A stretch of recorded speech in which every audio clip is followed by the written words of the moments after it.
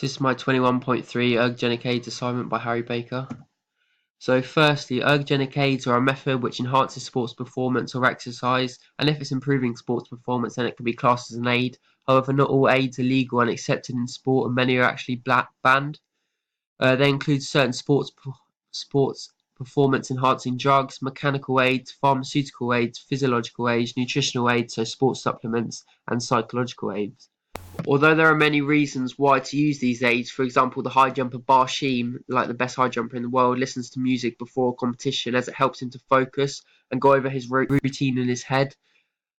And they might improve performance and help to succeed. However, an athlete needs to consider that the substance could actually be banned, and if this happens, this could cause a strip in titles or medals. A famous example of this was Lance Armstrong, as he got caught out for doping using illegal aids, and all of his titles were stripped, and all of his Tour de France titles. So his life was ruined, and he got caught for doping. There are other things to consider about ergogenic aids and whether they're good or bad. So it doesn't mean that they're limited to people who can afford it. And is it about fame, status, and money? Is that fair for people who have a low socioeconomic background and can't afford it? Also, they're not just about making you win, they can make you train harder and focus more. And these are all things that need to be considered. So there are some key organisations to do with ergogenic aids. So first one's WADA, which is the World Anti-Doping Agency. And they were founded with the aim of bringing consistency to anti-doping policies and regulations within sports organisation and government right across the world. They want a world where all athletes can compete in an anti-doping free sporting environment. So about sports performance, what's legal and not legal. The IOC, so the International Olympic Committee, is a not-for-profit independent international organisation made up of volunteers. They encourage and support the promotion of ethics, education, and youth through sport, and acts against discrimination and fight against doping. UK sport, so they invest in Olympic and Paralympic sports and work with partners to deliver medals and promote sporting conduct, ethics, and diversity. The national governing bodies, so they are funded by Sports England. Their aim is to keep the nation active through different investments, like targeting inactive people and making it easier for people to stay active and maintain a habit. Also 100% Me, so this is an organisation which gets honest athletes on board, which stay true to themselves. So therefore, these organisations have a key role in monitoring the legality and safety of ergogenic aids. So as I said previously, there are 5 types of different categories of ergogenic aids. Firstly, pharmaceutical.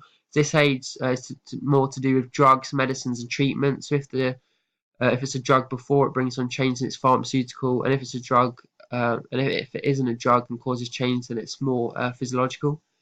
So physiological, so these are things that bring on change to the body, whether it's a type of training method, chemical reaction, or type of training exercise. Therefore, it's something that brings on change to the body.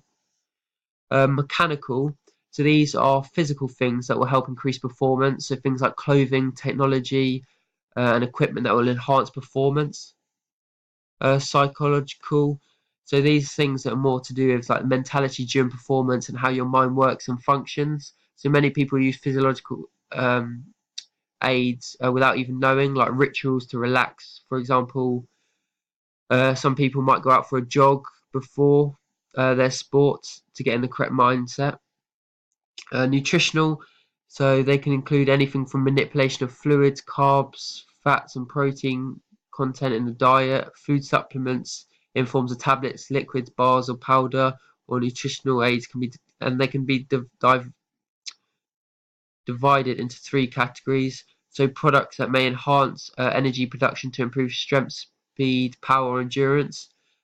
Products that may enhance performance by changing the body composition, like protein, and products that may enhance recovery, like fluids.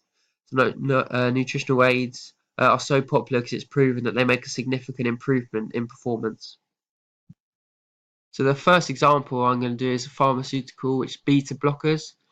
So pharmaceutical drugs, which it's a pharmaceutical drug which is used to decrease anxiety and blood pressure by blocking the effects of the hormone adrenaline, and this is done by slowing down your heart rate.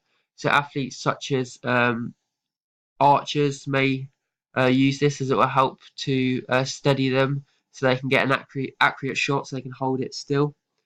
They are available to be prescribed by doctors and cost between £10 to £30. They have a positive effect on the fine motor control, and it makes you more steady. And has a negative effect on aerobic capacity, as it slows the heart rate. So not much blood and oxygen is able to get to the working muscle, so it's not very good for aerobic long distance events. And as of 2010, all beta blockers were banned by WADA for the Olympic sports, so because it gives an unfair advantage to others, which they don't want. It's prescribed by doctors for lots of reasons, which could be like hypertension, heart attacks, heart failure, migraines. But there are side effects from it, which include nausea, headaches, and dizziness. The second example is physiological, which is creatine. So creatine is a compound formed in protein metabolism and is presented in many living tissues. It is involved in the supply of energy for muscular contractions. So it regenerates small quantities of ATP quickly, and it's typically used by sprinters and weightlifters, as it gives them a short boost of energy which they need for that quick event. This is readily available and is relatively cheap, around £15 to £20 per 1 kilogram. It's not banned in sport and is legal to use. However, too much can cause cramp, dizziness, and sometimes diarrhea. And it has a positive effect on your muscles, as they are less prone to fatigue, so they can carry on for longer and also train more often. But the negatives is that creatine causes the muscles to draw water from the rest of the body, so it can cause dehydration and cramp quickly. So you've got to make sure that you're drinking often. So mechanical, so I've done two in this, so altitude and compression garments. So firstly, altitude, so is the height of an object or person living in the conditions and relative to the sea or ground level. So it can increase hemoglobin volume and concentration. So it will increase the amount of red blood cells and increase the oxygen around the body, and can it help to improve aerobic performance. So long distance athletes, like marathon runners, will use this as they want to try and increase their aerobic capacity as much as they can before a race.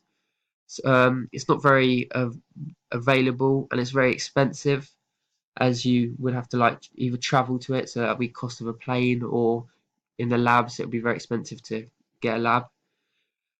So a positive is that the athletes if they're competing in a country at high altitude, then being able to train in that condition will help them for that race. However, a negative is that they're in hotter and drier conditions. Then they're going to lose a lot more water through breathing and sweat, and this will take up more time to adapt to the conditions. And the athlete may not have huge amounts of time before a major competition, so they have to very much plan ahead. So there are two ways in which you can do altitude training. So the best is to go to a country that has high altitudes, which is, as I said, very expensive to get there in the first place. So you have to acclimatise better as you're in that altitude all the time. However, there are also labs in the UK which you can go, like Brighton, for example, and you can go and simulate altitude. So this is good for sessions. However, once you come out of the chamber, you're back to sea level, so it's not at that constant high level of pressure. Therefore, it's not very accessible and available. However, it is legal to train in these conditions. A negative could be that the athlete would need to drink at least 5 litres of water per day when they're training at altitude. Otherwise, they might find themselves seriously dehydrated. And the second one, compression garments, as you can see from the second two right-hand pictures. So they actually work by suffocating and constricting the muscles, which decreases the pressure wherever it is. For example, the arm, an arm sleeve in basketball, in the picture on the right. So that will constrict the arm and bicep, and that will decrease the amount of fluid there. So the main purpose of them is to increase the flow of blood to the muscles, which will then lead to an increase in energy and amount of oxygen intake in the working muscles. And that's why in basketball so many athletes wear a sleeve, because that's the main muscle working at the time, because you shoot the ball a lot. However, other athletes use these ergogenic aids, like heptathletes. An issue and negative effects with this, however, is that there is no real scientific evidence that it actually works, and nothing is proven to say that it really works or gives any benefits. Another negative issue is that it could be too tight for athletes, because for all its good for muscle oxygenated intentions, it can also leave you breathless, as it sometimes can be too tight for people, and some people might not like that. However, a positive is that it's been proven to reduce recovery time, and if it's worn after performance, for example, Allen Iverson was a basketball player. He got injured and he was meant to be out for a minimum of 10 games. However, he wore the garment for a long time, and he was only out for 3 games, and he was back playing. So it shows it does really work. Another advantage is that even if you think that all the compression benefits are not totally true, who wouldn't try a piece of clothing that might help them exercise with more energy and recover in less time? Prices vary on compression garments, but they usually cost between £20 to £40. They're usually very accessible, and you can buy them in many sports shops, as they are legal in sport. So the next nutritional one is caffeine. Caffeine is one of the most common and frequently used ergogenic aid, as anyone can use it. It's found at various levels and strengths in tea, coffee, and many soft drinks. Therefore, it's very accessible and not too expensive. Despite it being available for anyone and not illegal, it can potentially be very addictive, and is banned in large quantities by the IOC and doping agency. And doping agencies will look at athletes to see the amount of caffeine they have in the body before a competition. Consequences, if you're caught with high amounts of caffeine, might be disqualification from the race. Disadvantages of caffeine is that it has been linked to a large number of adverse effects, including headaches, cramps, and anxiety.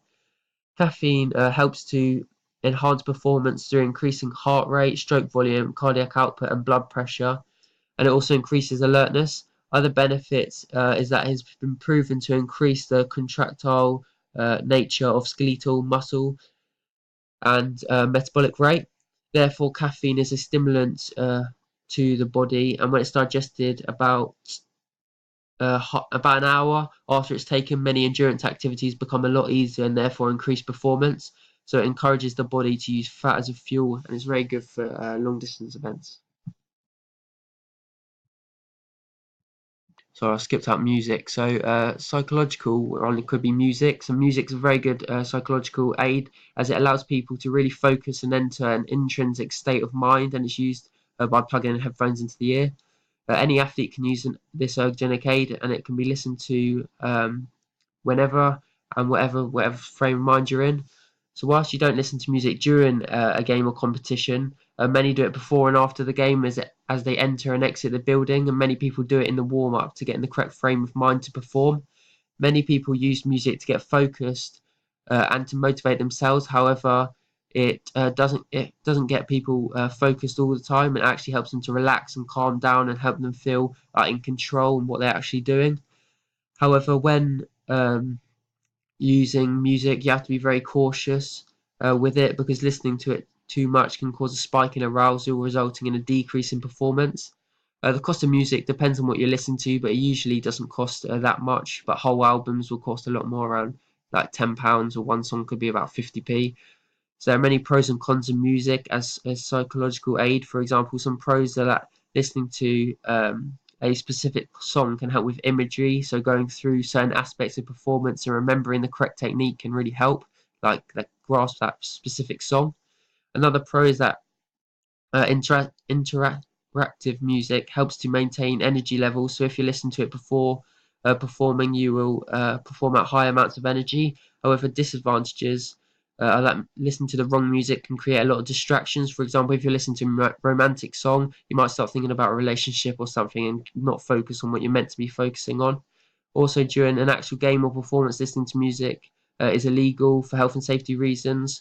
And also, many sports organisations won't let athletes listen to music when they're warming up, and if they do, this could lead to an official asking them to stop, and if they carry on, further consequences may follow.